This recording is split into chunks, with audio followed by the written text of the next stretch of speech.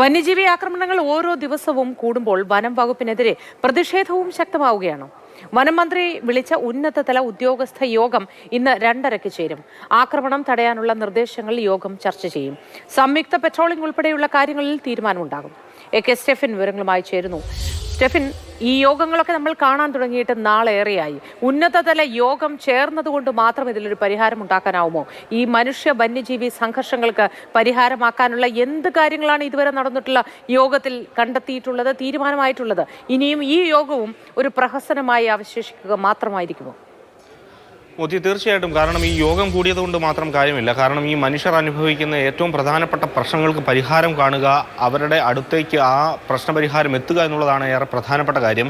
നമുക്കറിയാം, ഈ സർക്കാരിനെയും മുന്നണിയും തന്നെ ഈ സമീപകാലത്ത് ഏറ്റവും അധികം ബാധിച്ച വിഷയം വന്യജീവി ആക്രമണവുമായി ബന്ധപ്പെട്ട കാര്യങ്ങളാണ്. അതിനെതിരെ ഉയർന്ന പ്രതിഷേധങ്ങളാണ് എന്ന് പറയാം. അതിൻ്റെയൊക്കെ പശ്ചാത്തലത്തിൽ കൂടിയാണ് ഈ യോഗം ചേരുന്നത്. ഇന്ന് 2:30 വനം വകുപ്പ് ആസ്ഥാനത്താണ് ചീഫ് വൈൽഡ് ലൈഫ് വാർഡൻ ഉൾപ്പെടെയുള്ള ഉന്നത ഉദ്യോഗസ്ഥരുടെ നേതൃത്വത്തിൽ ഒരു യോഗം ചേരുന്നത്. അതിനുശേഷം 4:30 കൂടി ദുരന്ത നിവാരണ വിഭാഗത്തിലെ ഉദ്യോഗസ്ഥരുടെ യോഗവുമുണ്ട്. യഥാർത്ഥത്തിൽ ഇന്ന് ഉച്ച മുതൽ ഏതാണ്ട് രാത്രി വരെ ഇത്തരത്തിൽ എങ്ങനെ ഇതിന് പ്രതിരോധ സംവിധാനങ്ങൾ ഒരുക്കാം എന്നുള്ളതാണ് ചർച്ച ചെയ്യുന്നത്.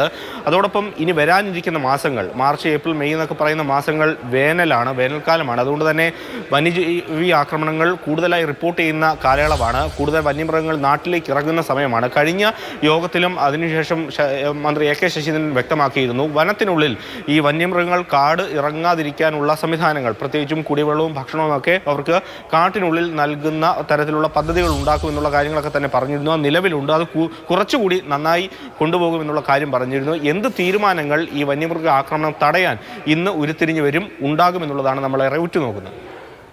ശരി സ്റ്റെഫിൻ.